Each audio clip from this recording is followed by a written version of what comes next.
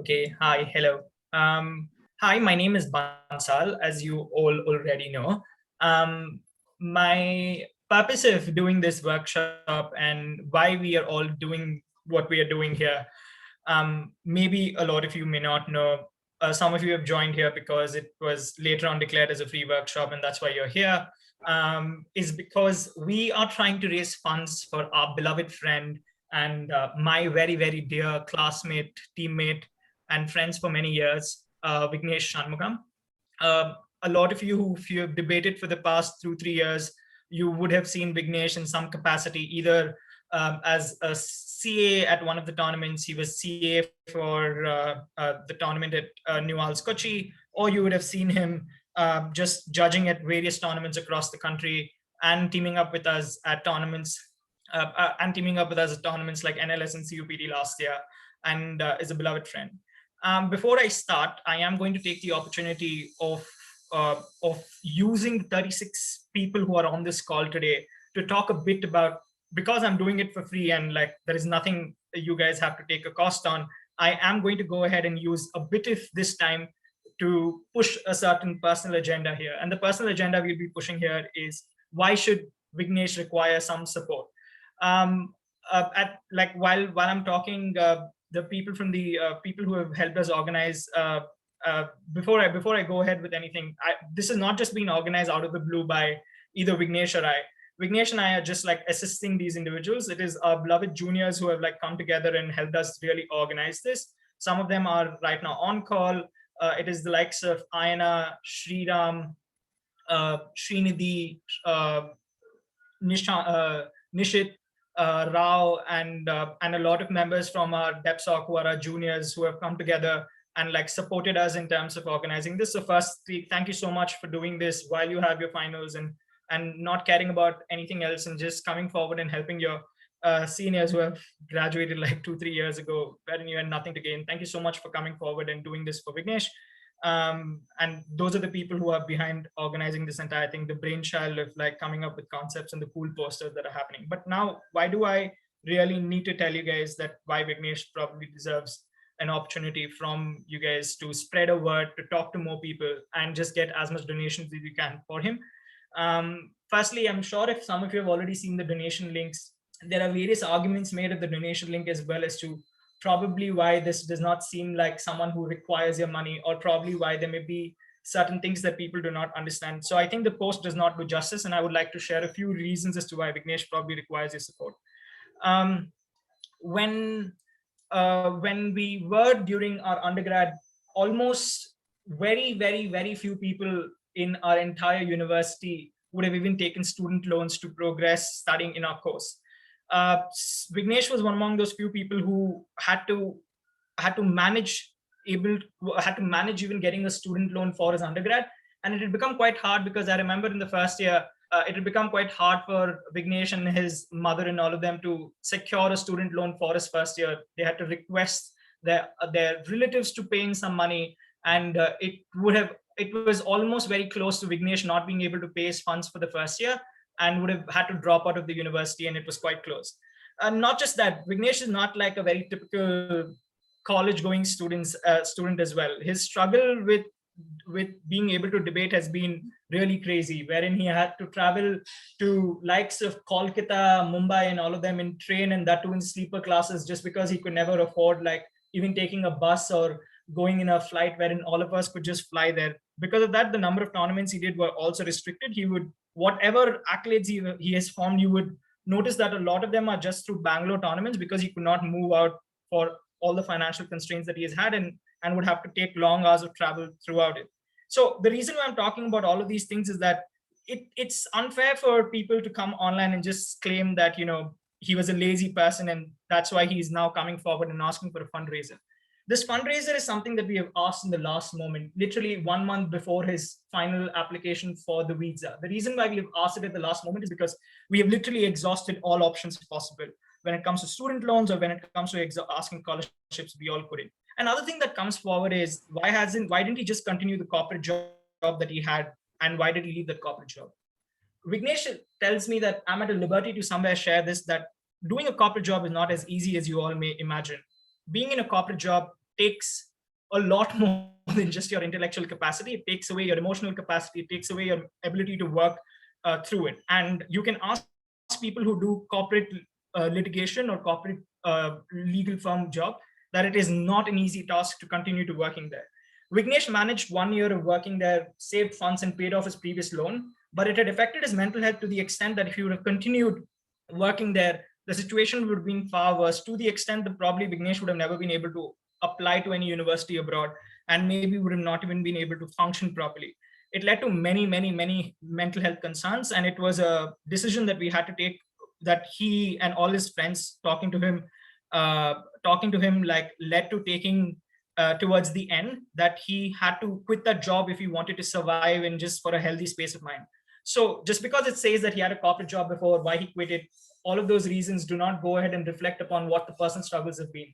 The reason why I say that you should come forward and somewhere donate to what Vignesh believes in is because I think a lot of us may not, given these circumstances, pushed as hard as Vignesh would have in terms of moving forward and applying for education abroad. It is a dream that he has had since the first year of college, and we never thought it would also be possible that he would even be accepted in a university like Edinburgh.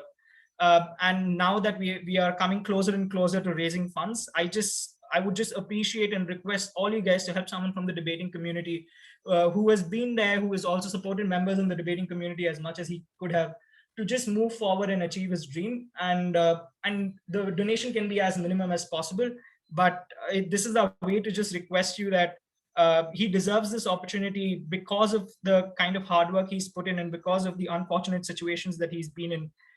These are circumstances that require him to come out in public and ask for donations like this. It is not something that he wishes to do.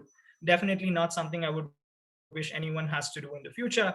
And hope we can continue supporting people like him forever.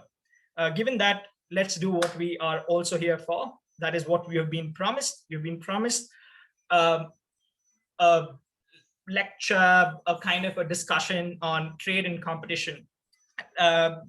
So let me break this down into like 2 points that it'll be. I will be sharing a PPT as well. Let me be sure that I'm no great PPT creator like Ayana or Sriram. I suck at creating PPTs. Plus I had less time in terms of all the other things that we are working on.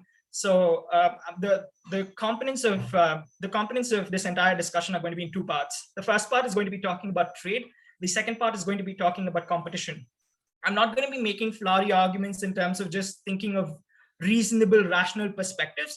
I'm going to actually show you how these bodies function. We're going to talk about, in terms of trade, we're going to talk about the WTO, and we're going to break down the WTO in extreme detail. We're going to talk about landmark cases, where the WTO is today, what the future of WTO looks like, and things like that. In terms of competition, we're going to make comparatives between 3 main bodies. We're going to talk about the United States competition regulation, the European Union competition regulation, and the Indian competition regulation, because a lot of the people here are Indians and would like to know how that really functions. You can ask me a plethora of doubts towards the end of the session, and I would really, really love for you to ask me your doubts and like clarify things, and it can be as random as possible, and I would take all of them. Even if you're not able to ask me on call, always approach me later on and ask me these doubts, and that's what it's going to be. I am going to now share my screen and try to show you my PPT, which I have told you isn't great. There may be some spelling errors, didn't get time to proofread. That is something I say before all my sessions, so don't judge me. Even if I would have had the time of proofreading, I don't think I get spellings. So can someone give me the rights to sharing screen, please? Also, if you want me to repeat something I have said, because a lot of these things may be technical, a lot of these things may be, difficult to follow, you can type it in the chat and say, hey, can you repeat what you just said? Or can you explain that again? Or you can unmute and also say, provided I was not noticing your chat. Cool. Does that work with everyone? In case you want me to repeat anything, type it in the chat or unmute and ask me. Yeah.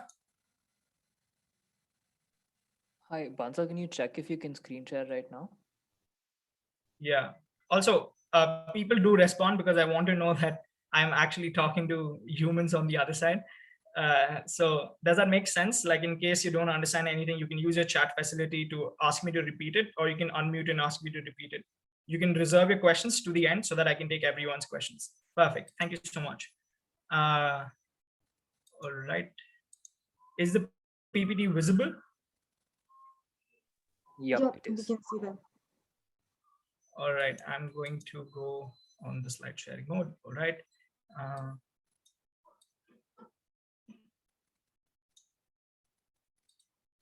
wait a second. All right, cool.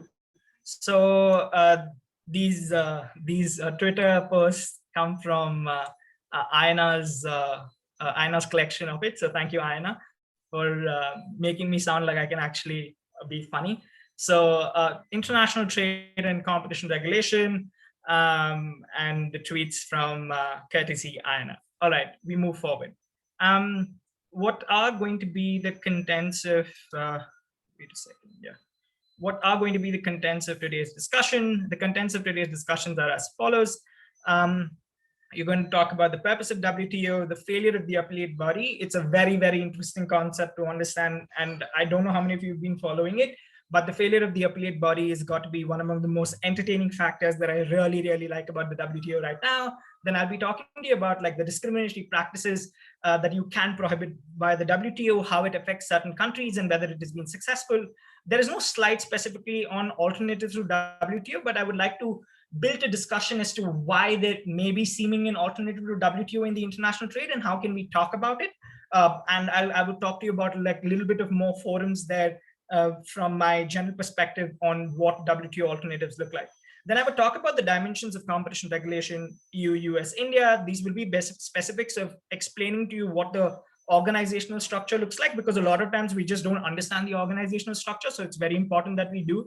Then we would talk about the three kinds of controls, three kinds of regulations: anti-competitive agreements, abuse of dominant power, and merger controls. The most fun I have is during merger controls and anti-competitive agreement. Abuse of dominant position is a lie. Let me just tell you, people get away with it very easily.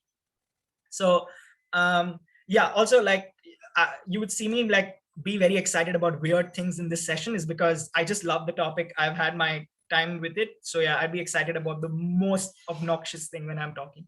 So yeah, excuse me for it. All right, let's talk about it. The World Trade Organization, in terms of where trade regulations comes in. Now the 164 members, the reason why I write about it is because of the kind of demography that comes to attract within the WTO right now. China becoming someone who took a really long time to come to the WTO. It goes on to explain that the WTO with its 164 members goes on to create a very vast form of control in terms of the way it can affect global trade itself, right? In the articles that I'm sharing, I'm also going to, there is an article that I shared that talks about how the existence of WTO has actually affected the manner in which COVID pandemic was seen throughout the world, how vaccination regulation went about when it came to WTO regulations, also about why certain countries were not being able to prepare themselves preemptively to deal with the health crisis such as a pandemic because of certain WTO restrictions itself. So WTO is no more just a trade related organization. It's an organization that is on a global level, can affect the lives of people very, very closely. Also, it has a majority of developing countries as a part and a member of it. Therefore, there is a lot of tussle that goes on between a lot of these nations, and it is very interesting to see how WTO has been reflective in terms of dispute settlement. The three to four agreements that we would like really discuss in today's is one is the GATT, that is the general agreements on the general agreements in terms of trade, and then there is a general agreement in terms of services. The GATT and GATS are both general agreement that every party is a signatory to, and these were the founding documents within the WTO. One deals with trade, and the other deals with services. And largely the discussion that we're going to have is in terms of trade because it goes on to affect the global market at a larger scale. And then we would talk about TRIMS as well, which is trade related measures that you take in terms of subsidies and in terms of internal dispute measures. So you would want to go ahead and learn about TRIMS as well, and the SCM. So SCM is basically subsidies and countervailing measures agreement. This is an agreement that has become, which is one among the latest agreements within the WTO, but also is an agreement that is coming to a great use when it comes to giving subsidies to your own players, when it comes to giving funding to your own domestic markets. when it comes to going ahead and using countervailing measures to offset these subsidies. The manner in which this really works is when you use countervailing measures as a response to you thinking that there is an effect that's coming from another country. Let me give you an example. Let's say that you are a country A, and what happens is that you're dealing with country B in terms of timber wood. Okay, and this is an actual case as well, and we will be discussing this case further. This is the timberwood case, and the countries were actually Canada and United States. What happened is that Canada had various internal policies that provided for timberwood being largely exported out of Canada to various neighboring states. The closest neighboring state, which was a big importer of timberwood from Canada, became the United States. What happened is that United States thought that this is a method of dumping. What is dumping? Dumping is basically wherein you end up increasing your exports to another country and increasing the potential of exports to another country so that you flood their domestic market with foreign goods, right? So that's called dumping, wherein you literally take a lot of your goods and dump it into another country's market. So United States believe that Canada is dumping a lot of its goods into its country. To offset this, what United States did is that United States had certain measures, such as keeping restrictions on policies, tax measures, and things like that, that did not allow Canada to be able to increase its dumping, or to be able to go ahead and monopolize the United States economy in general, right? We'll talk about what happened in this dispute. It was a very long-term dispute which went on for many years. We will go ahead and break this down and as to why that really happened. The last thing that which is very important is the dispute settlements understanding, which is a very, very key component that is very specific to WTO. There is no international organization currently which has the kind of dispute settlement understanding that the WTO has. It has been, in general, it has been one among the far more successful forms of dispute settlement organizations, and it has two main bodies to it. There is one, the primary, just the first body of instance, and then there is the appellate body. The cool part about WTO is to understand what the functions of the appellate body are, and also why the appellate body is so much more important within the WTO. But a very important part to understand within the dispute settlements understanding is a very key component to it is that file concerns with the dispute settlement body, and the dispute settlement body, as per the understanding of what is filed before them, can go ahead and hear the disputes. So let's say that you have a concern against United States. The very cool part about the dispute settlement understanding is that if let's say a small country like a comparatively smaller country in terms of global economy like Australia prefers to go ahead and file a concern against United States at the WTO, at the DSU, right? We'll call it the DSU from now, the dispute settlement understanding. Goes to the DSU and says, hey, I have a concern against the United States and I want to file a concern. Many countries can come and support that concern. They can literally become parties to that concern and say that, yes, they do believe that these concerns can happen. They can file multiple measures. They can go ahead and raise concerns similarly, and they can say that, yes, it is affecting our trade as well, which makes the concern a lot more serious, which also allows more and more parties to be invited into this dispute and makes it harder for the country that you're challenging to escape the routes of the very same thing, right? So there are many cases that have been successful because of this mechanism of a lot of individuals coming together and filing disputes against certain countries. This is why there have been successful measures that have happened against bigger nations or trade blocs such as the EU, Canada, or even United States in the past. So let's discuss something that I find a lot more interesting. We'll talk about the appellate body within the WTO. A very important function of the WTO appellate body is that you have a right, a de facto right, to go ahead and appeal any verdict of a lower body to the appellate court. Now, sometimes you find this surprising, right? Like in general appellate body discussions, whenever there is a ruling by any international body, let's take the ICJ, let's take your own Supreme Court in your own country. You don't have a right to appeal. You may have the opportunity to appeal. you can go ahead and move forward in terms of taking the appeal. But the idea that you have an automatic right to appeal is quite different, because if you file a case pending before a court, before the higher tribunal, whether the tribunal accepts it or not, for a 90-day period, you cannot enforce the lower court's judgment, right? So there are a lot of like concerns with the way that the dispute settlement really works within the WTO, because it allows for an automatic right to appeal on the verdicts of the lower body. Now, if you go ahead and look at the history of WTO cases, almost most of these most of the lower body's decision have moved to the appellate body and been challenged, right? There is a reason why you go to the appellate body. Historically and statistically, the appellate body is a very, very found body that loves doing two things. One is that it is known to be very, very unwelcoming of anti-dumping measures, wherein countries themselves go ahead and take anti-dumping measures, which are also called as countervailing measures, wherein countries just come forward and say, hey, we think you're dumping goods in our country, so we are going to take countervailing measures to offset the dumping, right? The appellate body has been one among the most scrutinizing bodies possible in terms of such anti-dumping measures.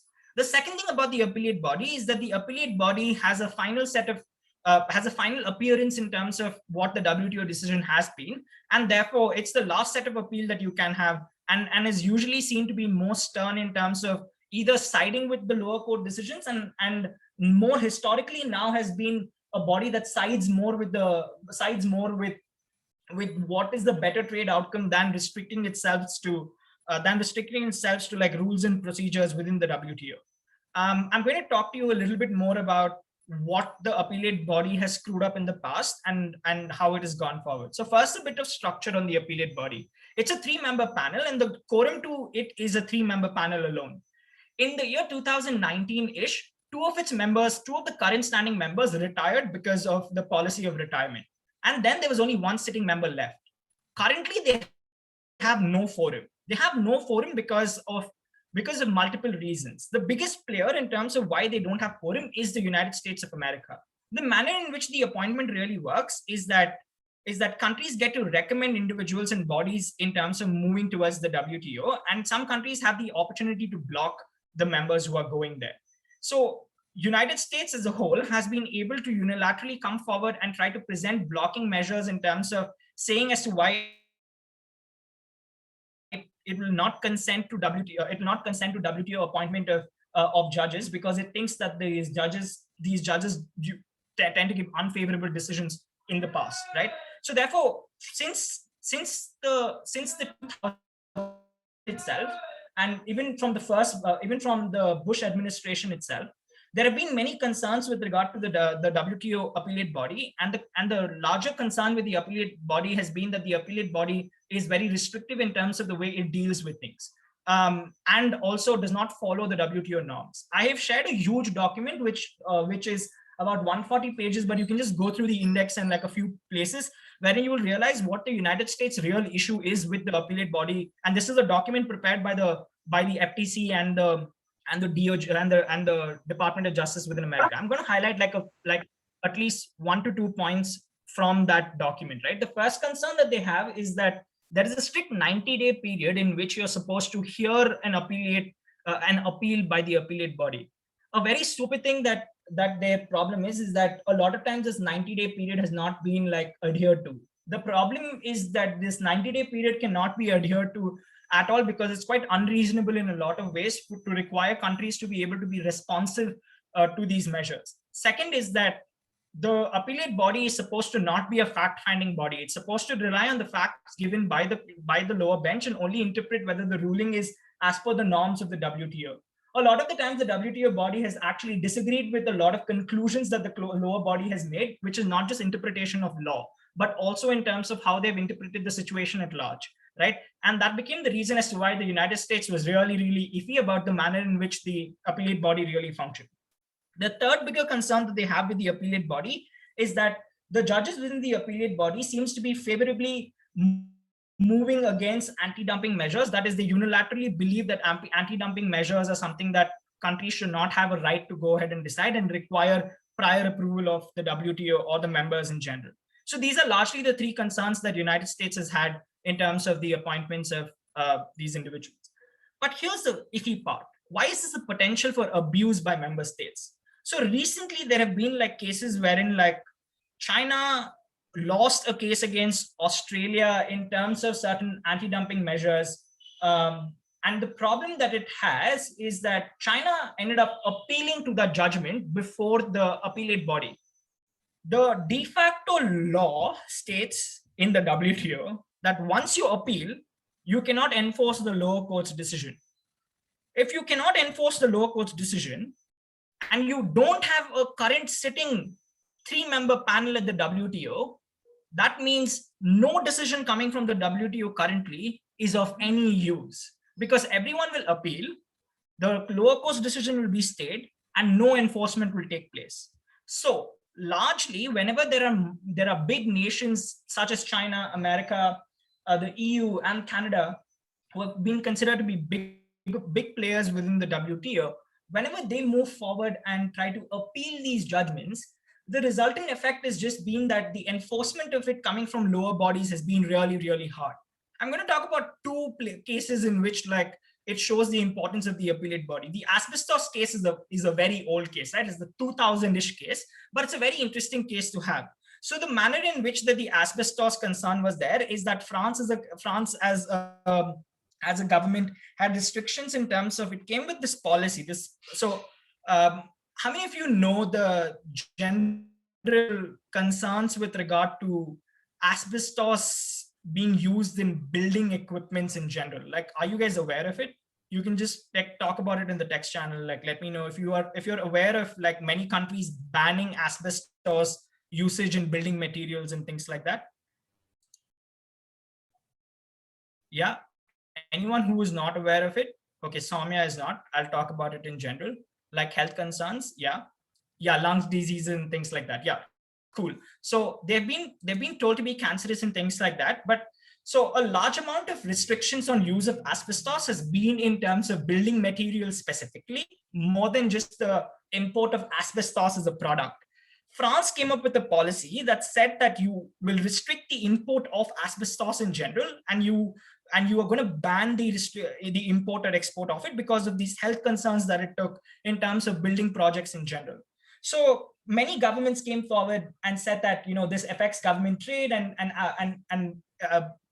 you're not supposed to be having the authority to go ahead and completely ban the import of a certain product. The lower court decision was, in terms of fact finding, was to go ahead and say that we think that these two products, that is asbestos is the product and asbestos is a material used in building products, is the same thing. And when you restrict one, you restrict the other, and that's why you have been abusing them. You have been abusing your power, because what you want to restrict is the use of asbestos, but what you're also abusing is the use of asbestos in building material. That was then appealed, and the appellate body became the body that clarified and not just interpretation of law, but an interpretation of pure fact, which went ahead and said that it does not agree to the understanding that these are both interchangeable products and they mean the same, and therefore it upheld the right of France as a government to ban asbestos as a material, right? The reason why I talk about it is because it shows that the appellate body somewhere has the decision of rulemaking within itself, and is a very, very powerful body when it comes to protecting interpretations of laws within the WTO. But for a very, very long time, there have been multiple concerns, like I've already told you. I'll tell you one very curious judgment that really, really makes United States angry. And this came in during the Trump regime, and more likely towards the end of the Trump regime, right? So the Canadian softwood lumber exports case, which is the exports case coming from, like, which I gave you an example before, wherein Canada was exporting a lot of its goods to America. The interesting part about this case is that it's a very, very long going judgment. It's a 2015, 2016 time judgment, and it has had many of its rulings, and it has had many concerns with regard to the lower bodies, with regard to rulings within the lower body. And finally, a decision came in. And the landmark part about this decision, that it wasn't in favor of the United States, that it held that the United States measures in terms of protecting its domestic market, one, Second, being unfavorable to Canadian softwood lumber, which is coming into their country. These two things, wherein you're prioritizing your own market and you're being unfavorable to Canadian import, was actually not okay and was in contravention to WTO principles. And the resultant effect of this was United States was shown the gate in terms of being held countervailing of these duties. The Trump regime and the Trump administration, in a way, took this to heart and saw this as a big defeat within the WTO, because it was not expected that they would lose this big case against Canada, because it had been opposing this case for a very long time.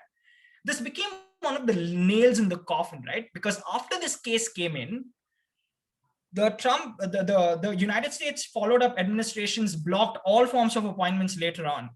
And it is also true that the Biden administration currently is not a very big friend in terms of Canadian politics, or is not seen to be friendly in terms of looking at judgments in terms of empowering Canada within the region. So the following up regime, that is the Biden administration, is also not looking at it favorably, and therefore is unlikely to allow for the appointment of the appellate body. Now, here's the interesting part. The United States, that hates the appellate body of the WTO, ended up appealing this judgment to the appellate body and then not appointing the judges. So it played a trick. It used the law in its favor. It appealed the judgment and did not let the appointment of judges happen. So therefore, they never really lost the case in its reality, right? So that's the entire working of the WTO appellate panel. And this somewhere, now, why am I talking about this too? Like a lot of you might be debaters, right? Why am I talking about this? This shows you the power some countries have to manipulate laws, even in bodies that may sound good, that may have the effectuate policy of making change, as to how you can structurally manipulate bodies in terms of making it harder for these bodies to move forward. So it helps you a lot in terms of criticism to international organizations and how world trade is really working. And also a lot of reflection on the future of world trade. The next bit we will talk about are a bit more specifics in terms of looking at what the regulatory discriminations really are, and what do these discriminations really stand for. So the basic thing that I'm going to talk about is what these discriminatory practices are. I'll give you a brief about that, and why do countries take upon these discriminatory practices as well. That is the reason why I took a plethora of reasons to explain to you why countries take up these policies. Now, the reason why I want to talk to you about why countries preferred doing these discriminatory policies is because of two reasons, guys. First is that you would notice that a lot of the reasons why many countries that were adopting these policies before they became members of the WTO were developing countries, right? Because their economies were weak, and they were trying to protect their domestic market, and they had to support their domestic market. That is why they were using these discriminatory policies. Second is that the idea of prohibiting these discriminatory policies has largely affected the developing countries at the worst possible outcomes. Right? I'm going to talk to you about a few cases as well, wherein you can see how developing countries were undermined or affected by it. Now, the larger part about the manner in which this works is there are three forms of discriminatory policies that we are going to discuss here. There are a lot of other smaller policies as well that are there, but these may be the three larger things that we will look at in terms of discriminatory policies within the WTO, which are prohibited by the WTO. First is the most favored nation policy. The most favored nation policy, by an example, simply means that I, as a country, cannot favor one nation over the other nations. For example, I cannot, as America, go ahead while I'm taking imports, favor the Modi government's stock prices or Modi government's export of a certain good over other governments just because they seem to be as nationalist as I am, right? So you can't go ahead and favor certain governments for other agendas, and you can't have a policy which favors one nation more than other nations, right? So you can't have in WTO, basically, if you are going ahead and dealing with goods that are protected under the WTO agreement, or goods that are something that all the WTO nations are going ahead and doing. You can't have bilateral treaties at the same time with another country to protect that country's rights and ignore your obligations within the WTO. So most favored nation policies are basically to avoid certain agreements that allow for one country to get favorable treatments over other countries. The more common concerns that you see at the WTO are the other two, which is local content requirement and a national treatment requirement.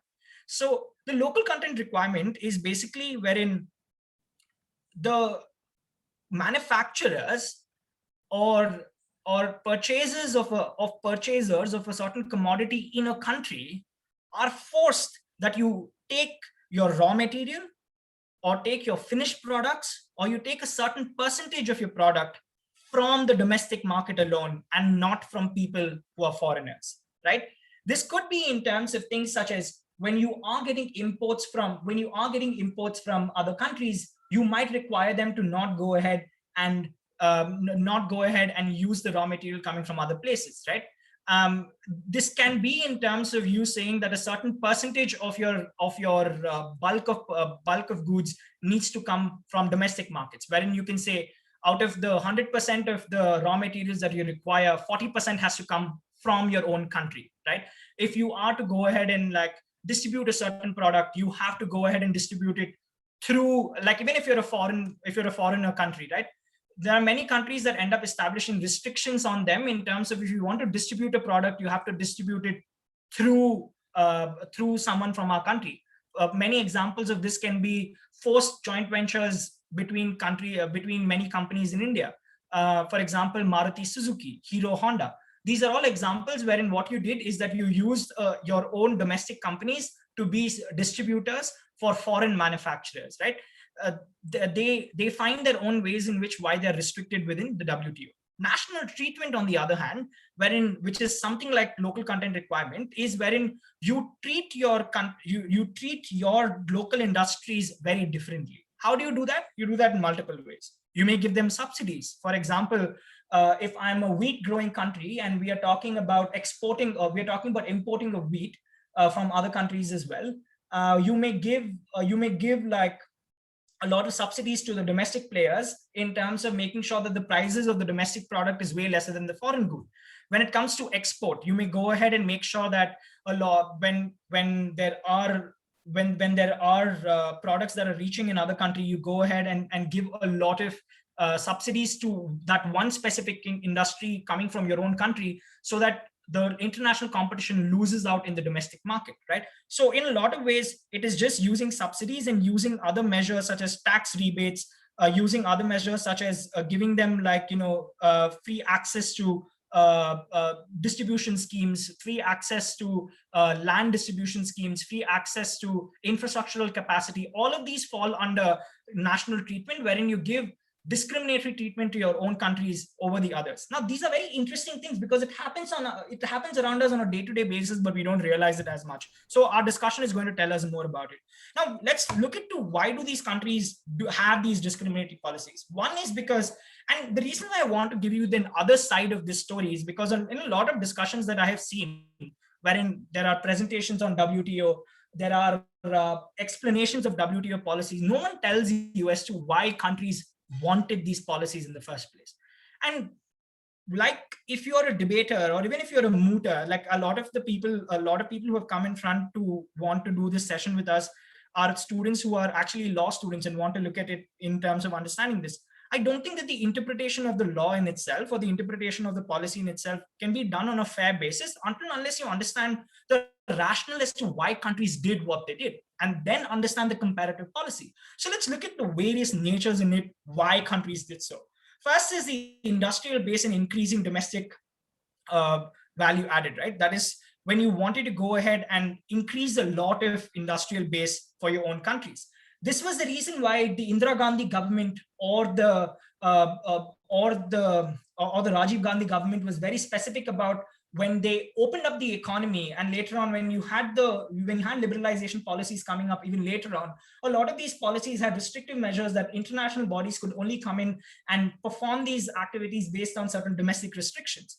Also to expand employments in terms of a lot of the underdeveloping countries cannot go ahead and create ample employment if you lose out to like international market, because of course international markets can come set up infrastructural capabilities or even dump a lot of their products wherein they keep manufacturing units somewhere else. For instance, when you are looking at cloth manufacturing, a lot of the cloth manufacturing takes in specific third world countries, but a lot of those goods are dumped in countries like India, wherein India is not even the manufacturing hub of many of these companies, right?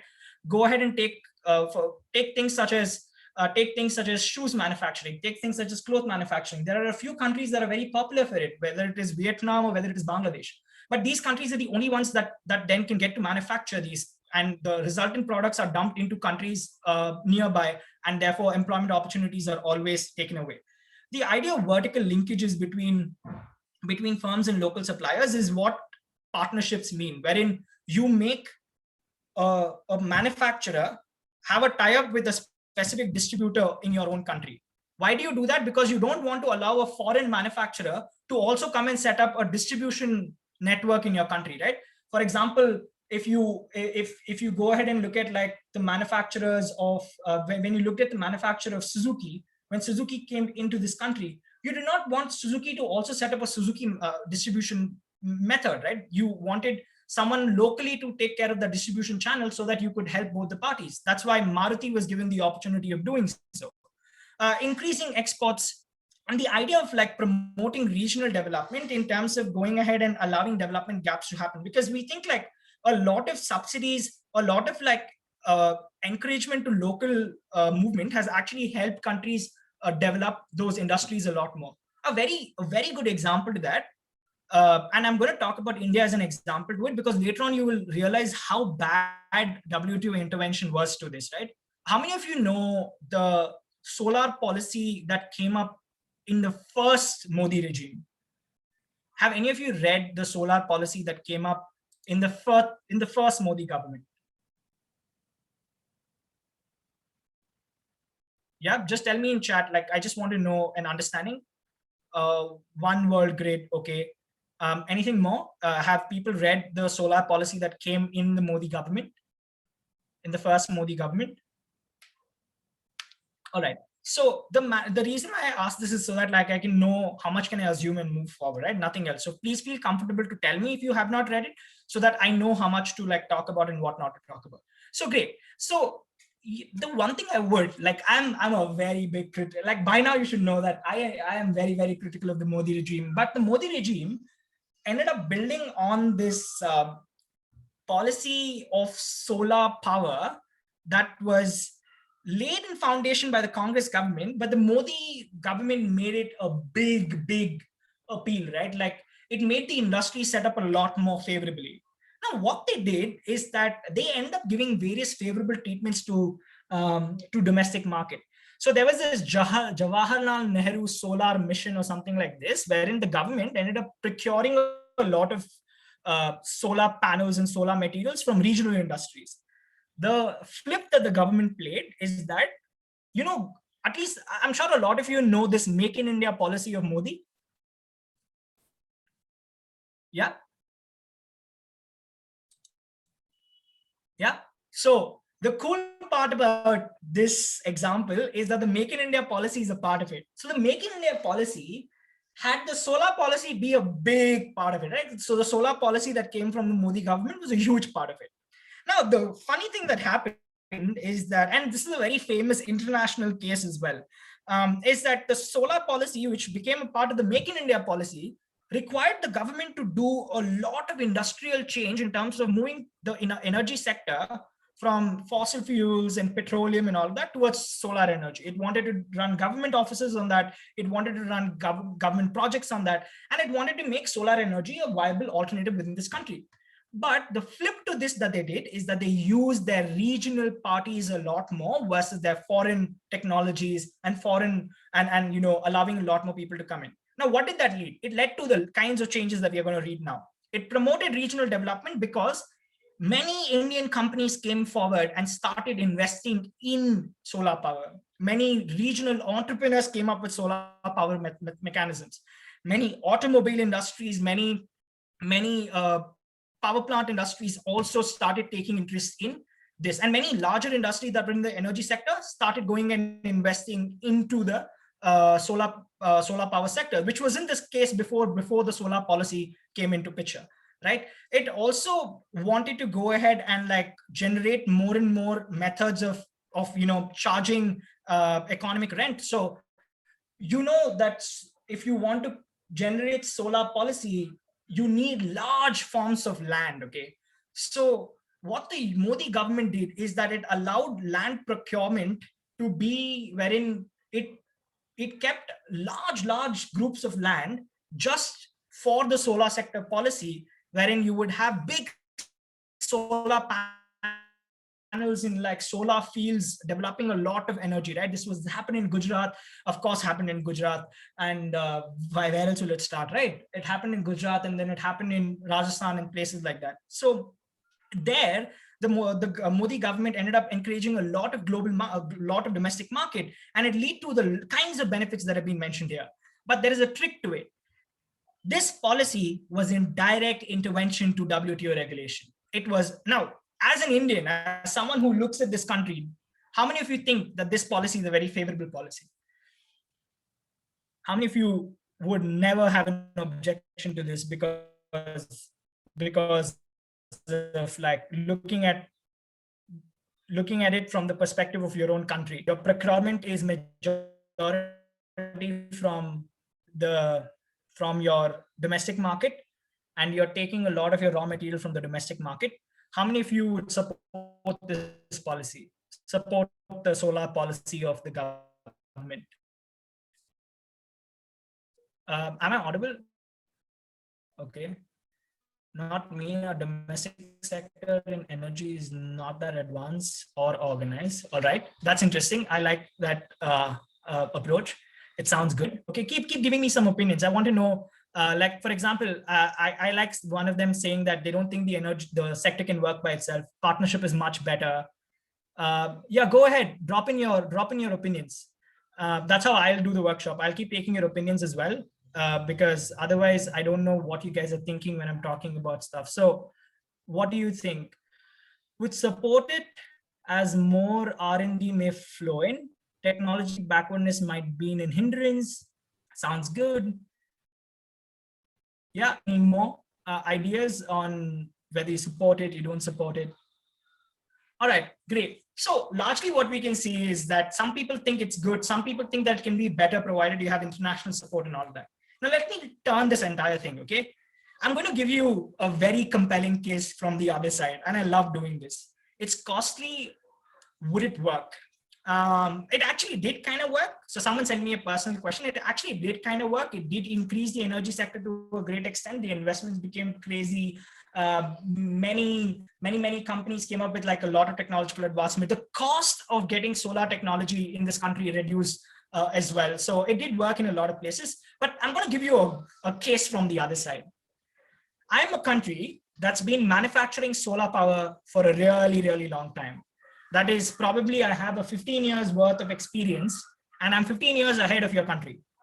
Second is that I already have manufacturing units in place, and I can manufacture it for really, really cheap. Third, I'm also part of a country that has been able to convert a lot of its public transport on the basis of solar energy power. Fourthly, I am known for exporting solar technology to developing countries specifically, and have been able to give access to solar power technology in all of these countries. Like 4 claims, right? 1, years of experience, right? 15 years ahead experience. Second, being able to convert a lot of my regional transport, like government transport and government working into the technology. Third, have been able to help third world countries and things like that. And fourth, procurement has been way cheaper because I have manufacturing units as well. Is it okay then for a government to deny taking help from such a country? How many of you, what do you guys think? Is it okay for governments to completely ignore these countries and not take help from these countries? Or is it that government's choice? They can do it if they want to. What do you guys think? Should they take the help, or it is their choice? Do it if you want to.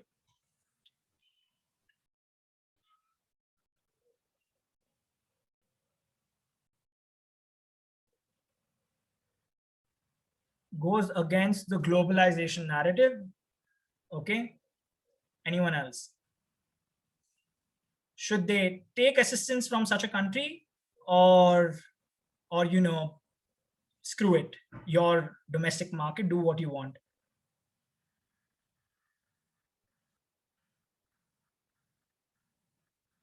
All right. I'm just going to wait for a few more responses and then talk to you about what really happened. And assistance can be taken, like take some form of assistance. Okay. Giving them a choice makes sense.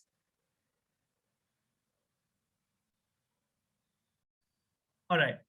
I'm going to move forward and show you like what really happened in the solar sector case. And I'm going to keep it on a pause for you guys, which is at the last thing I'm going to discuss here is going to be the Indian solar cells case, right? Let's go ahead and deal with like what other things were going on. So we're going to talk about like the three forms of restrictions that usually come about through SCMs and things like that. So I'm going to talk about internal taxation as a method of going ahead and creating restrictions. So the way the internal taxation mechanism really works is giving tax breaks to specific countries, or going ahead and giving tax breaks to a specific industry or a sector. It could also mean wherein you're preferring a single player within your market.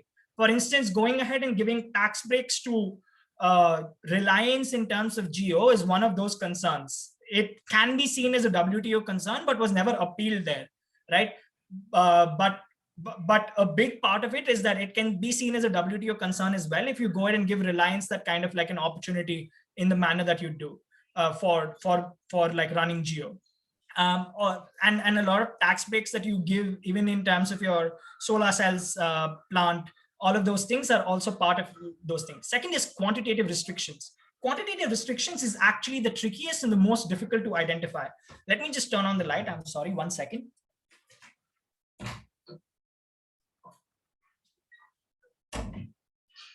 Quantitative restrictions in general, guys, are the most difficult ones to like catch on to and like realize, because quantitative restrictions happen in a lot of ways. First, it happens in basis of percentage procurement. Like, for example, you can make it clear to any domestic manufacturer that if you want to purchase raw material X, 30% or 40% of your procurement has to be domestic. You can make that as a claim. You can just say 30% or 40% of your procurement has to be domestic, and that's a quantitative restriction. Or a second form of a quantitative restriction can be that if you have to go ahead and distribute certain product in my country, you have to distribute that product based on manufacturing units from this country only. So that means you have to set up manufacturing units, you have to set up offices within this country, only then can you go ahead and sell a product. A third very commonly known as quantitative restrictions is a monthly quota on how much you can do it. That is, you keep an upper limit on how much can you import into a country. Now, this is a very tricky game, right? Because you're allowed to go ahead and keep it. But these quantitative restrictions sometimes have been seen as discriminatory, wherein what I do is that I silently allow one country to have more possibility of importing into a country versus another.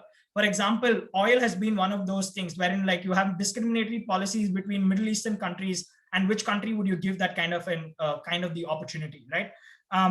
So in a lot of ways, the manner in which your quantitative policy works is that it's very difficult to identify who are you favoring with a quantitative restriction. Third is subsidies. Subsidies is something that is the most commonly used method by many developing countries to move forward and support domestic industries. The manner in which subsidies really work is that you go ahead and give certain form of procurement. You go ahead and give certain form of procurement to some countries, which is to go ahead and say that you believe some of these industries should go ahead and be boosted. So your subsidies can be in many manner. One is your subsidies can be in direct quantitative form, wherein you give them literal money's worth of investment, wherein government either becomes partner of it, governments end up going ahead and like investing into the company heavily, or goes ahead and gives them like indirect benefits, indirect subsidies. Indirect subsidies are things wherein government gives them tax rebates, government gives them like less restrictions on establishment, and gives them like those kinds of subsidies which boost these companies. A very big part of discriminatory policies is that there is a one big exception to it, and you should all know that. a big exception to discriminatory policies in the WTO is if it is a government procurement. That is, if I as a government have procured these things for specifically something that is important for the country. For example, military. For example, it's a government procurement for the basis of things such as national security. It is a government procurement for reaching certain millennial development goals and things like that, as people are focused on, right? So in a lot of ways, the manner in which government procurement has worked in like the past has all been like defenses in terms of SCM and SCM entrance. The four cases that I'm going to talk about, that is China, Russia, Indonesia, and India, are all four instances in which government are instances in which two of them were government procurement initiatives, and how there was a difference in the way China and Russia were treated, but there's a difference in the way Indonesia and India were treated within it. Out of these, three have not been cases. One has been a case, which is India has been a proper case decided. The other three are just instances wherein people have approached the WTO. So know this, that the WTO also plays advisory roles, okay, wherein members come together and talk to the WTO and start having talks at the WTO about it. So not every concern that you raise in the WTO reaches the dispute settlement mechanism. Sometimes you have this long drawn process of talks as well between countries that goes on for a really long time, because countries try to evade responsibility and say, yes, we will correct our measures. Yes, we will go ahead and try to do what you're asking us to do. And therefore they delay the litigation process. That's another thing that delays stuff at the WTO, that you're allowed to go ahead and have talks and build a trust relationship with countries at the WTO. So China has a big restriction on the use of, China has a huge restriction on the use of cybersecurity within the country, right? On three levels. First restriction is in terms of what kind of technology can you use. Second restriction is who can manufacture these technologies. So that means what kind of players are allowed to manufacture a specific technology within the country. Third is how much percentage of the technology in terms of cybersecurity are you allowed to take from foreign players, right? So there are three. First is what kinds of manufacturing. Second is who can manufacture. And third, how much of it can you take from foreign manufacturers? China's claim is simple, that look, the reason why we do this is because cybersecurity is a part of government's right in terms of national security, and becomes a large part of procurement and becomes a large form of government agenda, and therefore we are protected and we are not following under the WTO regime. But the manner in which international bodies have claimed is that China is still going ahead and restricting the ability of people within the domestic market to ever choose a foreign player or to ever choose things coming from a foreign player. And cybersecurity has become a very huge industry within China itself. So China is trying to dominate this market while also be a member of the WTO. So because now it is a member of the WTO, it has opened up its market to scrutinies like this. And therefore China is likely to face in the future. You can follow this, you can follow what happens to this at a later point in time, but I'm just giving you like, hey, look, this is what's happening at the WTO. So China is likely to go ahead and face these restrictions at a later point in time as well. The second case is of Russia. So what happened is that this is to do a lot with like the manner in which Russian products were. I'm just going to read this out of. I'm just going to read this. I'm sorry. I'm going to read this case brief that I have made from my link, because too many cases to remember. Okay. Am I still audible, guys? Yeah, am I still audible? Yeah.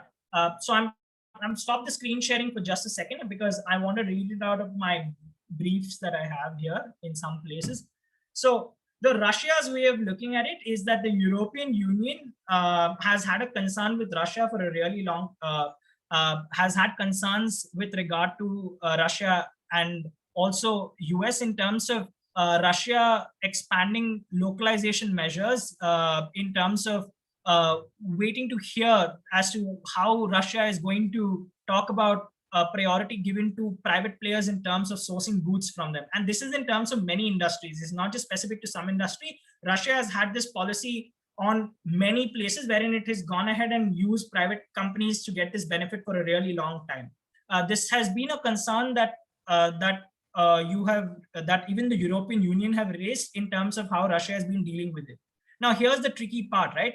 This concern has been coming in terms of since Russia joined the WTO in 2012, and the questions against these purchases was raised right then, and Russia reiterated saying that these incentive programs have been terminated and no such measures are going about. So you realize this measure has been going on since 2012 and no decision has been taking place on it yet, and therefore a lot of negotiations are still taking place. So the way Russia is treated there and the way China is treated there is quite different. And you will see that these issues are unlikely to get resolved for a really long time because these countries seem to have a protective layering within these places. But when you look at like other nations such as Indonesia, which is the third case that was there mentioned, Indonesia in its pharmaceutical divisions and in terms of its medical divisions has been going ahead and it is remaining to go ahead and have new measures which include pharmaceutical companies, that is that it welcomes Indonesia's current. So the express concern is that the measures that are in place for 10 years now, wherein you have complemented these measures by increasing it in pharmaceutical places as well, wherein what you are doing is that in more and more industries that are coming up, you are allowing local bodies to get favorable treatment. The biggest industry where Indonesia is doing that right now is in pharmaceutical and medical devices. Now, here's the cool thing. The reason why I wanted to talk about the Indonesia case is what is Indonesia's defense? Indonesia says that the reason why it is doing this is because of its United Nations Sustainable Development Goals, and it has to reach the Sustainable Development Goals for the longer period, and therefore developing its healthcare sector is a big part of the development goals. Now, all of you who have done months know what the Sustainable Development Goals are and how seriously developing countries need to take it in terms of moving forward. So there is a commitment under the UN versus there's a commitment under the WTO, and both are in conflict with each other. And that's a big concern with regard to WTO because there is no resolution to this in international law per se as to which one do you like go ahead and subside, because these are quite independent bodies that don't always fall under each other's working mechanism. And therefore, US's biggest claim, and so is something that Australia, European Union, Japan, and Chinese governments have come forward and spoken about, is that Indonesia's treatment to its domestic market is actually hampering their way of moving forward as well. And you will see that this is happening since 2018, 2017, and you will soon see that a decision will come which will not be in favor of Indonesia and they'll be screwed over. So the way Indonesia has being treated is quite different when you compare it to all the other countries and the manner in which favorable treatment really works on their understanding, right? Let's come to our home country and let's conclude on where I left you on this Indian solar cells case. The funny part about the Indian solar cells case is that India lost this case at the WTO. The reason why India lost this case at the WTO is because all the defenses it took did not stand. The first defense it took is that, oh, look, this is in procurement. We are using this for creating government sector development. So all the working that is happening is government procuring it from people. So if I'm a government that is procuring, I fall under the exception within the WTO that I as a government, I'm allowed to buy whatever I want from my domestic market. It was rejected because the WTO said that the reason for government procurement cannot be in all forms of sectors. It has to be in sectors that are important, of national emergency, and things that only the government can do. And therefore, there is no reason to say why government procurement can happen only from domestic industries. The second thing it said is that the reason why it is doing this is because of climate change concerns. So WTO also allows you to go ahead and have an exception that if you're doing something for the greater good of climate change, or you're doing something which is a protection to increasing, stopping a domestic market from dying. Let's say farmers are committing suicides in India, right? And you want to give them subsidies, you can, because you are trying to stop this market from extension. So an emergency of that kind or concerns such as climate change are all exceptions under the WTO, where you can go ahead and help your own country. The WTO is like, while climate change are a concern, your project is not really answering climate change concerns directly. And we think like, while you're answering climate change concerns, you can still do it by getting procurement from other countries.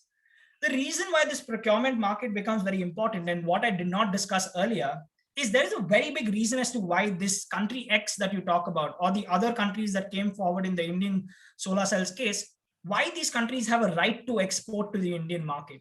It's because that country's export market depends largely on solar energy. And if solar energy is not something that they're able to export to other countries, their domestic market is also hampered in a great manner. So therefore, they need to keep exporting solar energy or solar technology from their own country, because their industry and a lot of employment in their country is dependent upon export of solar technology. And that's why the Indian government must go ahead and allow competitors an equal opportunity to deal with it. But if you go ahead and look from a perspective of a third world country that has successfully been able to help its domestic market while moving in things such as partnership, like all of you recommended, the restrictions that the WTO imposes is way too high, because WTO talks about absolute non-discrimination. It also has different measurements when it comes to what is the loss that a foreign government is facing in a domestic market. That's why India, even if it wants to help its own domestic market, is very, very restricted in being able to do so. So there was a lot of criticism that the Indian government had towards the solar cells case. And if you study this case and if you go ahead and reflect upon it, you do feel like the restrictions from WTO may seem too unreasonable. But this also helps the other way around. If smaller countries want to go ahead and export their product into bigger developed nations, those developed nations also need to abide by such policies. But I've already explained to you how the WTO has failed in terms of not always being successful in restricting them. The next thing that we're going to talk about, and so that ends our entire discussion on WTO and things like that. The last bit that I wanted to add, which is like a 5 minutes bit, but is not on the slide, is what is the future of WTO in terms of alternatives, and it is not on the slide specifically, is because there is a lot of gray area in terms of answering this. One is that I completely believe that there is no easy alternative to WTO. I have many reasons to believing in this. One is the dependence on WTO in terms of how WTO regulations have been accepted as norms across the world. Second, there is no regional organization that has the expertise that WTO does in terms of understanding global trade. Thirdly, I also do not think that it is possible for alternatives to WTO to come up so quickly because of the manner in which the trade is globalized right now, and you cannot expect people from so different regions to be able to come together and agree to certain trade policies, right? So the global trade needs a global organization, and WTO has the strongest standing right now. So the movement forward is not really a strong alternative to WTO, but some meager alternatives to WTO. The meager alternatives to WTO can be twofold. One is regional organizations. Second is just bilateral and multilateral treaties.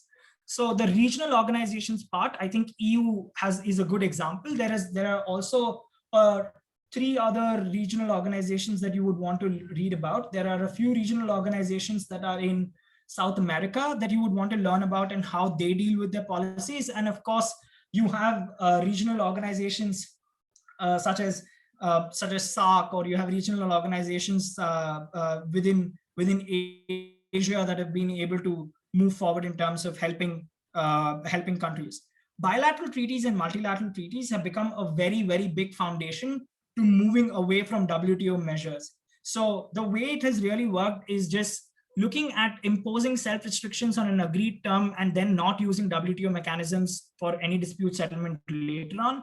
These are all things wherein you have wherein you can see dominance of China increasing within the Asian region on development sectors and transfer of goods in specific sectors, wherein there are bilateral and multilateral treaties with China that countries have within the region, and they are not subjected to WTO because these countries go ahead and remove their right to take the measures at WTO. So that means when you enter these treaties, you end up deciding that you are not going to use any alternative forums and you're going to decide to these treaties alone. So what happens is that these smaller nations become more and more compelled to listening to these countries because they see that the WTO is not being able to favor them, or the WTO has is scrutinizing a lot of these developing countries a lot more because of decisions like the India solar case and all of that.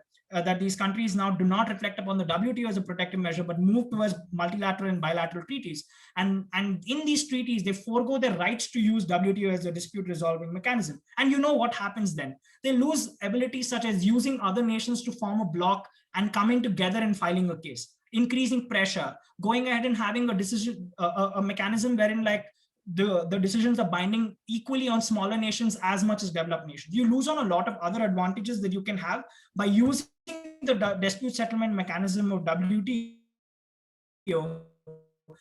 and moving away from it into bilateral and multilateral, right? Because of the concerns you already have with WTO and the alternatives such as regional organization and multilateral treaties have their own limitations that these nations still get squeezed out, which is a smaller part and like does not deal with too many things in general. So which will be for the next which will deal with the next like 30 less than 30 minutes is what my aim is going to be, because the discussion is not going to be too much in depth on like a lot of concepts. I'm going to leave a lot of open discussions to you guys as well.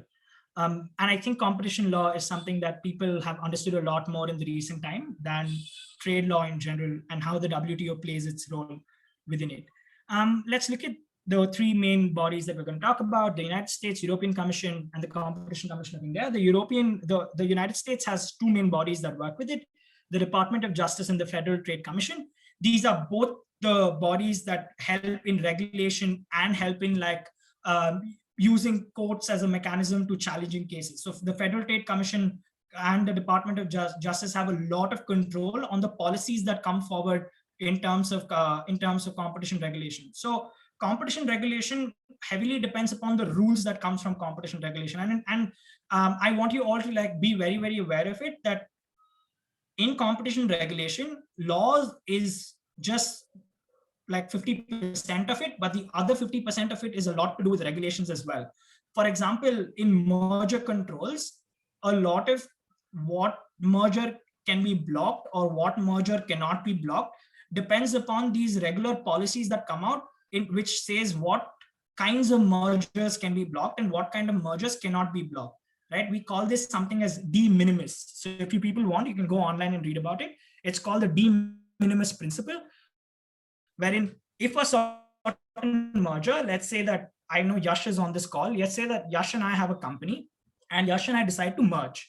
If the combined assets of Yash's company and my company, the combined assets go beyond X, only then is it a competition concern. And if it is below X, it's not a competition concern. So we don't care about mergers that happen below this X.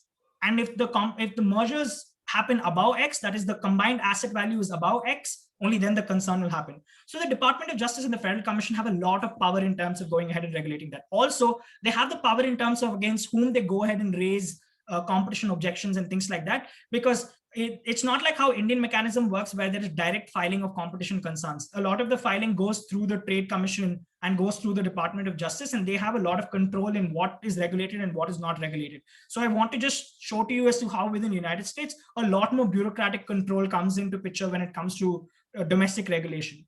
The European Union is quite interesting. So it's not that every competition concern comes to the European Union. You have to show that the European Commission on Competition has the jurisdiction on a case or has the authority to go ahead and look into a case only when there is a union concern. Now, the funny part is who decides that it is a union concern? That is that it affects the European Union at large. It is also the European Union. There have been many disputes wherein countries have preferred not going to the commission alone and settling the disputes by themselves, or using domestic laws or domestic agreements in doing so. But largely, it's because the restrictive mechanisms of the European Commission on Competition is way higher than what the countries have on themselves, right? So therefore, there's a lot of competition between domestic regulation and union regulations in general, and that's also a very interesting part within the European Union in itself. Competition Commission of India, I think, which has been a large part of my research as well, has many good parts to it, has many bad parts to it as well. One big problem, appellate body. Before the appellate body of the CCI is the first body. The next appellate body used to be the Compact, which we called it the Competition Appellate Body. that is changed now. So there is nothing called as a compact now. You all know that there is a company law tribunal in India, right? Like it used to be a very big problem in India.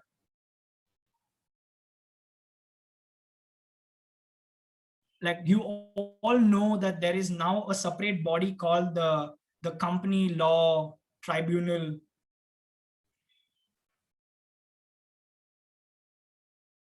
Yeah, a lot of you are aware about it, that in India there is a separate body that deals with a lot of corporate disputes. Okay, so Harsha, in India, there was a long going concern with regard to establishing a separate body that dealt with all corporate concerns, that is, company related matters. The company law in general was to be decided by the National Company Law Tribunal, and the setting up of the National Company Law Tribunal started in the year 2001. But because of a lot of bureaucratic concerns and because of a lot of concerns with which many people raised against this new law, it took close to 15 years, yes, 15 years to establish this alternative dispute resolution mechanism in this country. Bureaucracy has such power in this country that you delayed a very, very important process by 15 years. And in 2001, if you would have had that process come into picture, you would have been able to run and reduce the workload of so many high courts, because there are many company law disputes that directly go to high courts in this country. Creating company law tribunals, National Law Company Tribunal and Appellate body would have helped reduce that burden, and that would have helped the economic process of law in this country. But because of bureaucratic concerns, it took 15 years for it to happen, and now we finally have two bodies, the National Company Law Tribunal and the National Company Law Appellate Tribunal. The reason why I talk about the National Company Law Appellate Tribunal is because now the Competition Appellate Tribunal is abolished and the powers of it has been given to the Company Law Tribunal, increasing their work pressure more, increasing the amount of cases they deal with a lot more. And also it's not an expert body on competition concerns. So a lot of criticisms came to that as well. And also the Supreme Court. The Supreme Court is a fundamentally funny organization, in my opinion, when it comes to Competition Commission of India. The reason being that in India, a lot more cases reach the Supreme Court naturally, and you guys know that. Someday we can just have a 2-hour talk on the hilarious cases that have made it to the Supreme Court of this country that should have not even gone beyond the district courts, and these are funny cases. Okay, there's parking disputes and shit like that has gone all the way to your Supreme Court, and like obnoxious cases that have gone.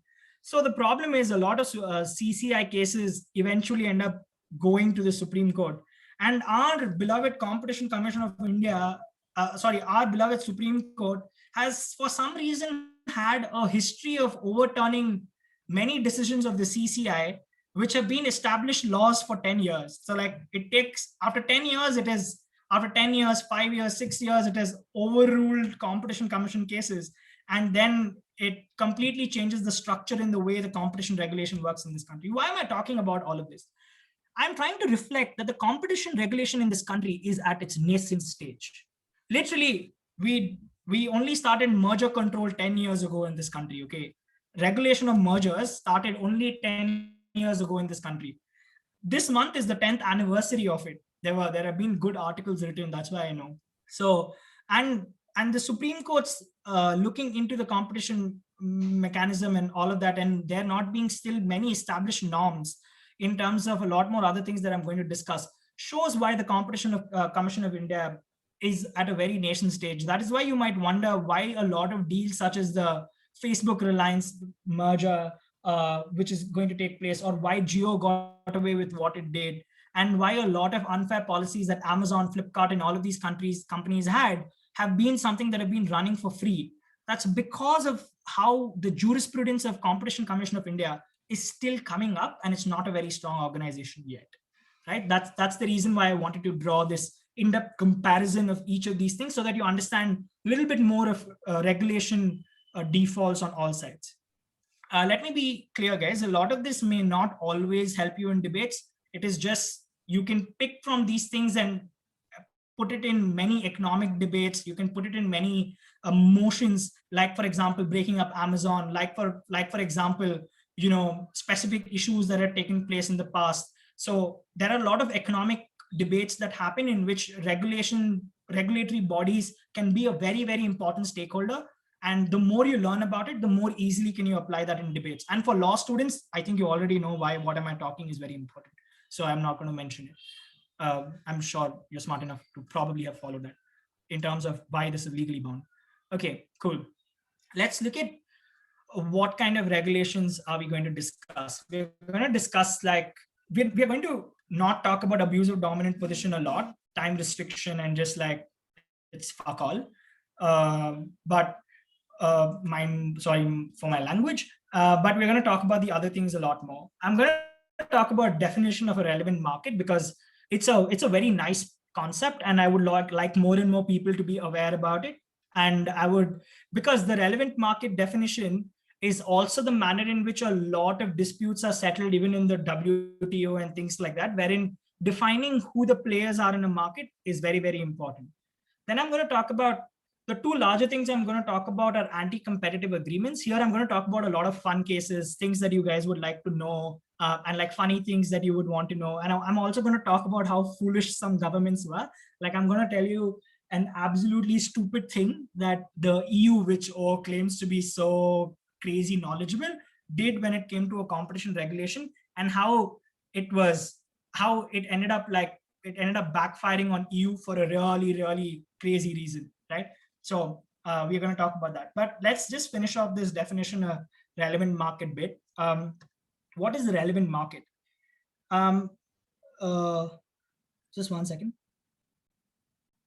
So the way the relevant market bit really works is, let's say, I'm going to again use Yash as an example, because as soon as I came on the call, he sent me a message. So I'm going to use this dude as an example. So don't mind me, Yash. So I don't know if Yash is still there on the call, but still.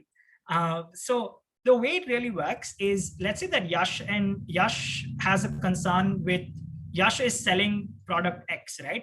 And let's say the product that Yash, very much here, okay. Let's say that the product Yash is selling, and I'm going to take a very simple example. The product Yash is selling is a mobile phone, right? Yash is a person who's selling mobile phones.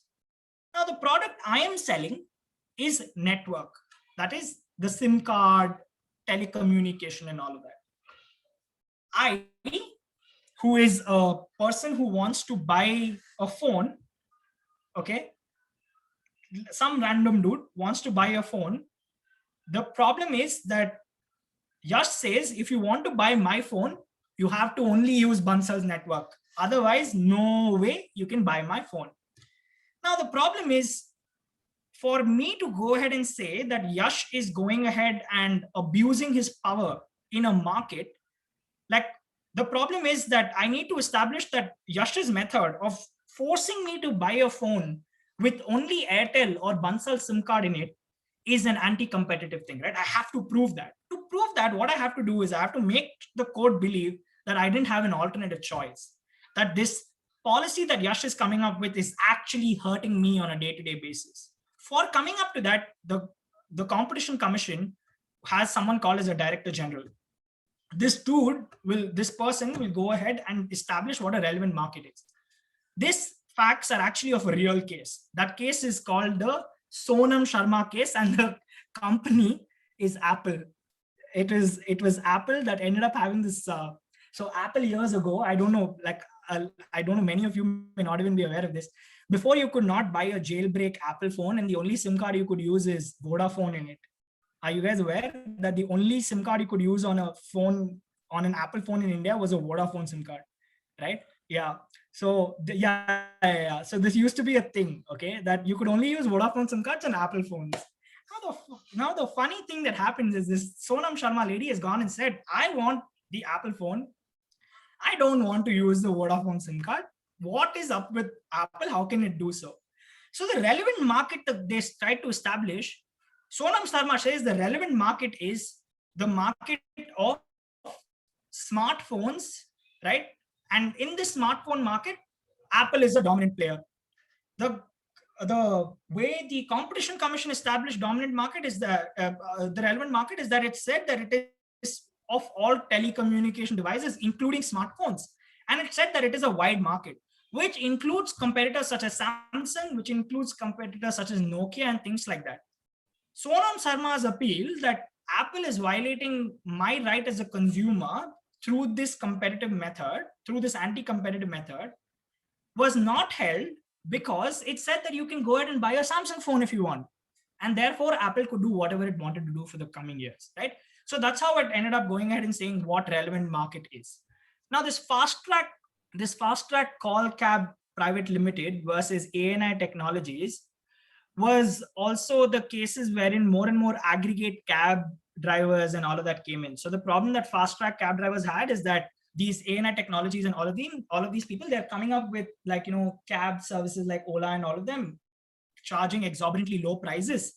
And because they're doing that, these fast track cab services, which are non-aggregator app-based services, are facing market problems, right? The definition of relevant market was on whether it is just physical cabs or whether it is cabs that are physical and non-physical, right? That is your app-based cabs or just physical cabs. Fast track call cab services said, look, we are in the physical market. So of course, our problem is that the relevant market should be a physical cab market. And in that market, this ANI technologies has made it difficult for us to get access to any kind of technology. Any kind of customers. ANI technology claims that no, it is the virtual forms of aggregator-based cab booking and physical. Therefore, their claim is that this is a wider market and everyone can access this market. The case, of course, was not in favor of fast track cabs because it said that these fast track cab services can also convert into these technology services and things like that, but also that this kind of technological growth is important and that it is not somewhere hampering the market as much as they would claim, because a lot of people still are using fast track cabs and not using just the ANI technology, because there are specific forms of services that only fast track call cabs can give, which ANI technologies cannot give yet, and things like that, right? So a lot of discussions took place on that, and the relevant market was described that way. So my way of looking at it is that the way you define relevant market decides the outcome of a case. That's how important it is. And in a lot of places, the problem has happened is that there have been really, really harder decisions that have come place because of which people have gotten away with saying why relevant market definitions were the reason why they lost. The market actually lost competition, and that's where the fun stuff comes. Now we will talk about the anti-competitive agreements and the merger control a lot more. So let's go for it. Now, anti-competitive agreements are the largest part of competition regulation, vertical and horizontal. Now, the reason why I would talk about vertical and horizontal is because the way the vertical and horizontal part really works is vertical restrictions are when a big company puts a restriction on a smaller company, right? Wherein you're down in a supply chain. For example, if I am, if I am a company that is manufacturing I'm manufacturing telephones, then my distributor is someone that comes below me, right? And my wholesaler is someone that comes below me. So when I, as a manufacturer of a phone, place a restriction on people below me, that's a vertical restraint in general. So selective distribution agreement are such agreements in general. The first kind of agreement that I would talk about, this Parry Fabric case is pretty cool. So what happened in this case is that there was a company that used to sell things on a physical market. It was a cosmetic brand, and this cosmetic brand had multiple restrictions. The first restriction it had is that you can only sell it physical. The second restriction it had is that the environment in the company where you're selling it needs to look a certain way, because these were luxury cosmetic products. So you cannot sell luxury cosmetic products in basically someone's garage. It has to meet a certain standard, right? So it said that the method of distribution is going to be decided by us, and the manner of distribution is also going to be decided by us. So you can't do it online, and you have to do it in a certain way that we decide. The problem was that you had to define what the relevant market became. The relevant market that was defined was the relevant market of cosmetic material, both online and offline. Because of this case, the distinction between an online market and an offline market completely got removed within the European Union. This case became a big case in terms of saying why this luxury company could not create such restriction, and people had the right to go ahead and distribute it online as well. And after that, a plethora of other cases came into this world, which were cases such as the flip which were cases that I'll show you later, which are cases between Facebook and WhatsApp, Skype and Microsoft, and the Google case as well. Another very interesting case. So, how many of you know that Google had to pay about a 5 billion fine to the European Union? Do people know that here? That Google had to pay a 5 billion fine to the European Union? How many of you are aware of it? That Google had to pay about a 5 billion fine to the European Union.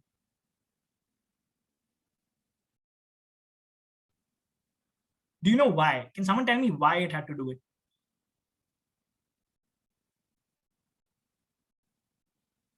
Can someone tell me why Google had to pay a 5 billion fine to the European Union?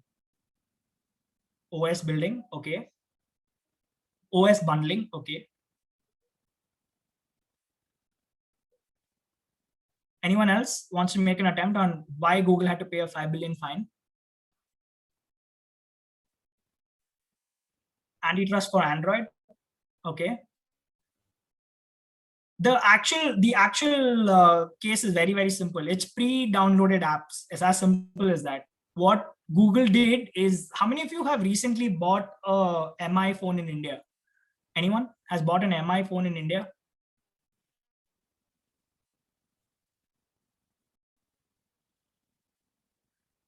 A Redmi phone in India? Yeah. Have you all seen there is a whole folder of Google apps that's already there on your phone as soon as you get your phone? Have you seen it? Yeah. So that's the problem that European Union had, because the thing that Google did is that it had a tie-up with a lot of these phone manufacturing companies that if you're going to sell my product, if you're going to sell my phone, if you're going to use Android, you should go ahead and pre-install my apps in it.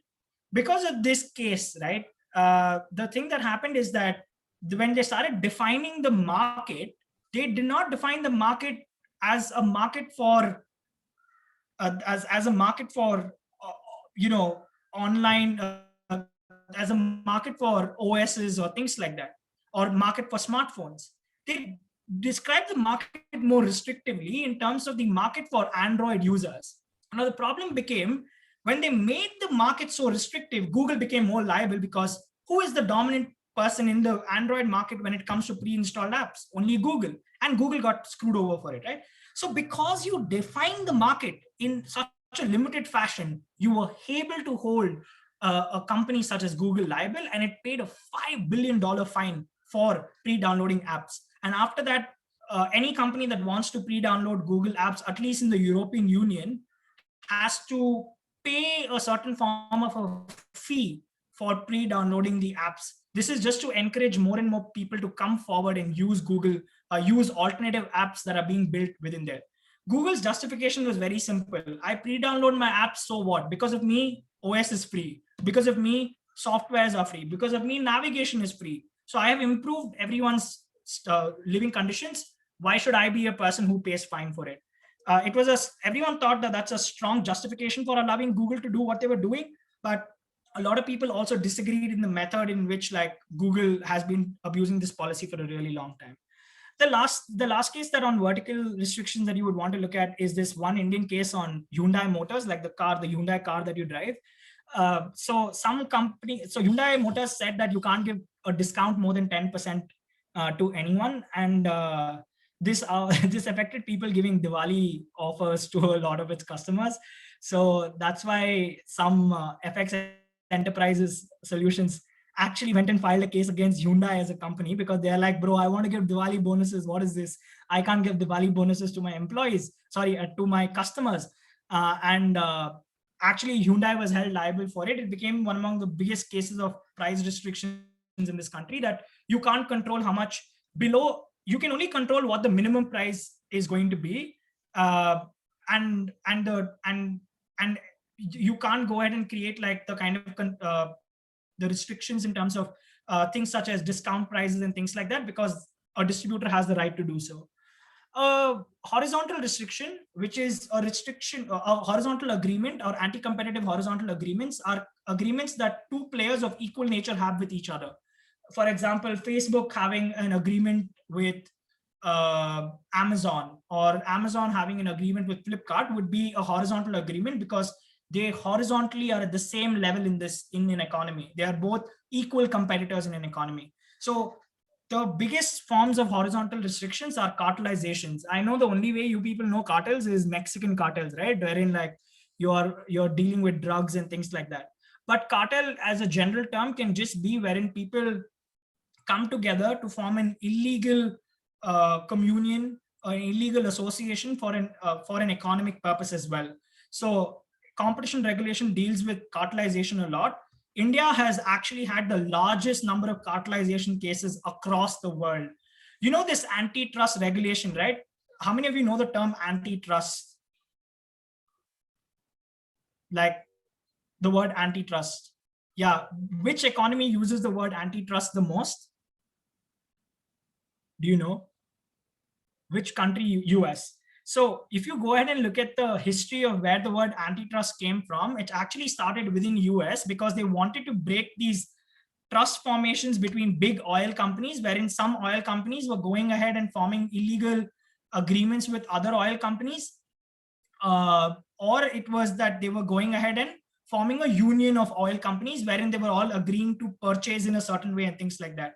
So that's why they wanted to break a trust that was formed between these people. That's why it became antitrust mechanism. Silly, right? The way the name came up. But yeah, that's the foundation of why United States had like antitrust come up, and like that's how it developed in the future. And that's why the name came up to be antitrust. But right now it just does not deal with trust formations. It does deal with a lot of things. So the cement manufacturers case, and you know why it happens a lot in India? Because in India, the way of getting government agreements or the way of getting like government tenders is through something called as an auction, okay, wherein what you do is that you apply to a government tender, and the government based on the tender goes ahead and gives someone a government job. This can be with regard to building a road, building an infrastructure project and shit like that, right? So that's how the government gives out tenders in India and in most other countries as well. But in India, that's the most common way of giving out tenders. These cement manufacturer cases and what in all of this, what happened is when government was asked and submitted the same kind of prices to the government, submitted, and what they is that every year themselves, because they would all discuss the prices and then go and give it to the government, which is illegal. Tenders are not supposed to be disclosed to any other competitor. Only the person, that is the government, should know what the prices are. These cement manufacturers, to make sure that everyone is profited from this business, they ended up making this game as one inky pinky ponky, that every year one of us will get the agreement, and by that we'll stay happy for life. So that's why cartelization is something that's considered illegal, because it does not allow new competitors to get an opportunity. It does not, it only allows people within that cartel to get the opportunity. It also makes it harder for people to come and gain opportunities, because when you come in a cartel, you pool in everyone's resources and you become way more stronger. So because of that, you're able to dominate markets. So 5 people forming a cartel together equals no competition in the market at all, right? They will dominate it. So that's why cartelization is bad. We'll go to the last bit of our discussion, which is the fun stuff that I like, which is merger control in competition regulation. The way the merger control works, as I've put there, is wherein there are 3 ways of merger control: approving, amending, and blocking. For debaters, merger control is very, very important. Merger controls is literally your big tech debate. Merger control is literally your future of economy. I kept this to the last part because I wanted to end on a fun note, and I wanted to end on a note that you all feel like, oh my God, we didn't hear Bansal just blabbering for such a long time for nothing. So this merger control shit is damn exciting. So the way it really works is you come to, if you are merging with another company, and these mergers can be different kind. You can have like a complete merger, you can have a complete takeover, you can have like, you know, an understand merger with a new company, or go and become a part of a previous company. So things like that. There are many kinds of mergers that happen. So one big merger where you take original names and you just like join your assets together to work. The other kind of merger is wherein one company becomes completely a part of another company. For example, Facebook, WhatsApp, Instagram, Facebook, all of that, right? The next form of a merger is wherein you, while merging, you form a third company, a new company. Your merger will lead to the formation of a new company. These are the kinds of different mergers that are there. Now, for you guys, I, in my 5th year, did an empirical study on how have merger regulations worked across US, EU, and India for the time immemorial, okay, like since ever. So I went across so I studied all the financial reports that came out of each of these countries and all the annual reports that came out. I collected all the data and made a comparison between all the 3 economies to see who has been the most effective in terms of controlling mergers and who is more stricter. Here's my conclusion for this, and this is the fun part, okay? So which country do you think, on your guesses, which country do you think would have been the most serious in terms of controlling mergers? What do you guys think? Which country would have been the most serious in terms of merger control, or the most effective in terms of merger control? India. Okay. Oh, US. Oh, US. US means, oh, as you meant US. Okay, US. Keep giving your options. Let's see if everyone believes it's US only. Okay, Soumya saying it like India, bro. India. Good. Japan, huh? Okay, I'm talking about these 3. Okay, like I only spoke about these 3 because these are the world's highest traders in terms of competition. And they also are the founders. They're also the officers of the biggest companies in the world. I mean, one, India because it relates to us, but also US and EU because they are the oldest in terms of competition market. So just in terms of these 3, what do you think? US, EU, or India? Sai Sharda says EU. Come on, give me some answers. Like there are so many of you, like apparently 30 of you are sleeping on this call.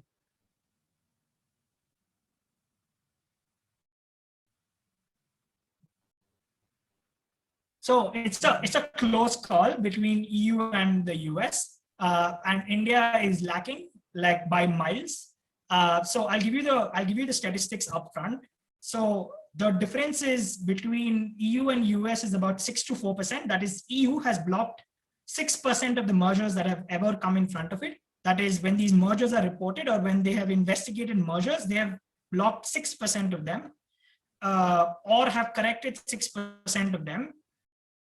US, on the other hand, has only done it for 4%, and India has never done it. India has never blocked a single merger. India has allowed all mergers that have ever come in front of it, and it has only given recommendations in one merger.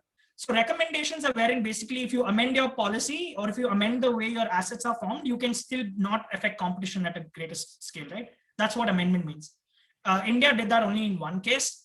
EU did that in more cases, right? So that was like, that's the overall policy that we all know. And the reason why it's very close between US and EU is because US has known to be the one country that always tries to not block mergers, but always tries to go ahead and amend mergers in terms of reshaping them and not blocking them and allowing these mergers. I'm going to talk to you about 2 kinds of mergers.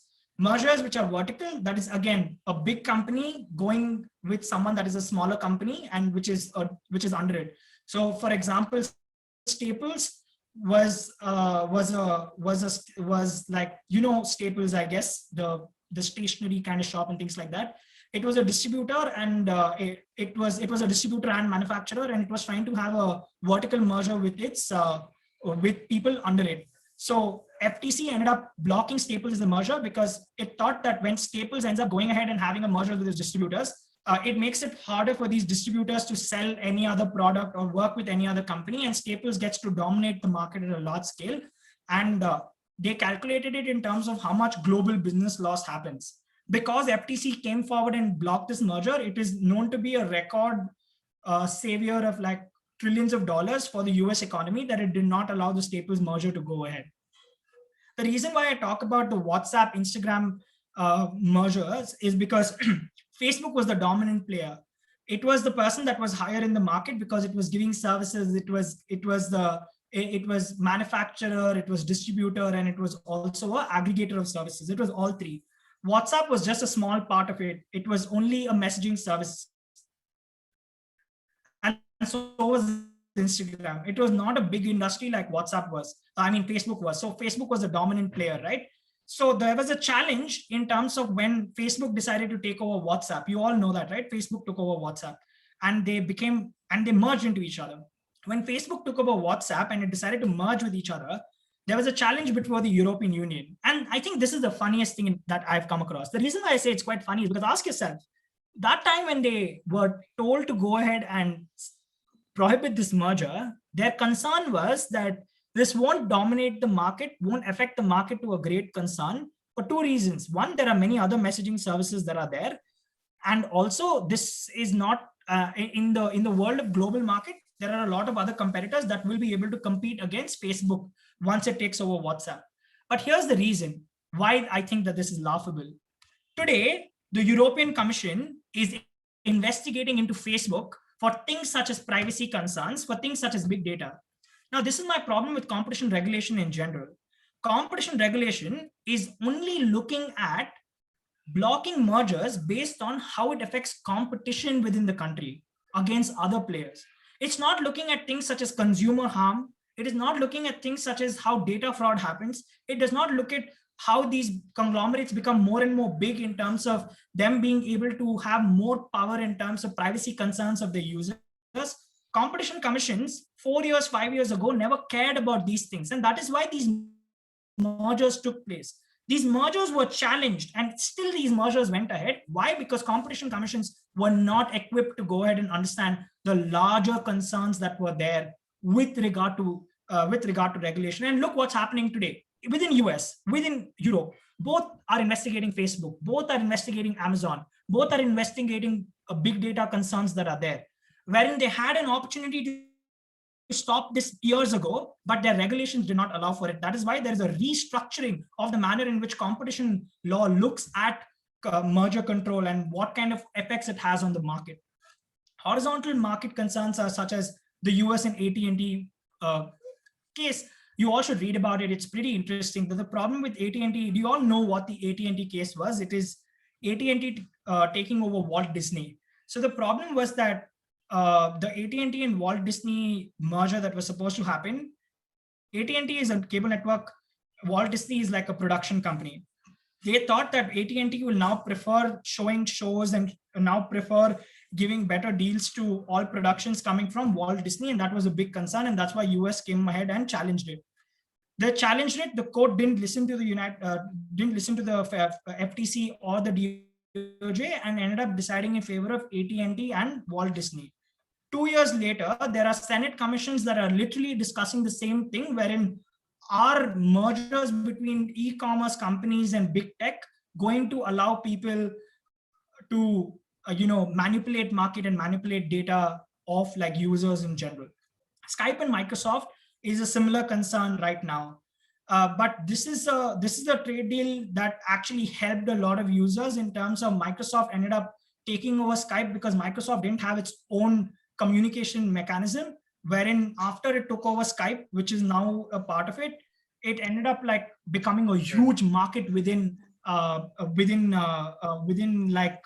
Microsoft or people that use Windows in general, because now Windows is able to give you services such as Microsoft Teams and things like that, which are working more effectively because Skype is inbuilt into it.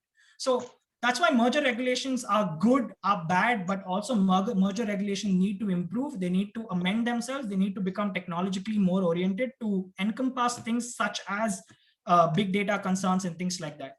That's my time, guys. I hope you all felt like this discussion was of use and learned quite a bit from this. I don't know if you did. I'm hoping you guys did. So yeah, I'm hoping like you guys did like the session. I'm going to give you, like, you can ask me questions if you have now, and I will. I'll give you guys the link. Don't leave. I'll give you guys the link to the research material and to the other stuff. Like, I mean, to the reading material and all of that. I have four articles in each right now, 4 to 5 articles. I assure you, by tomorrow morning, you will see more articles in that, and that will be the final version that you can share with people. And I'm going to get you articles from sites that you usually cannot access, and I'm going to try and get you good amount of articles. So everyone who has questions, you can start asking now. I will start with Udita. You can ask your question now. I will just get you guys the link from my folders.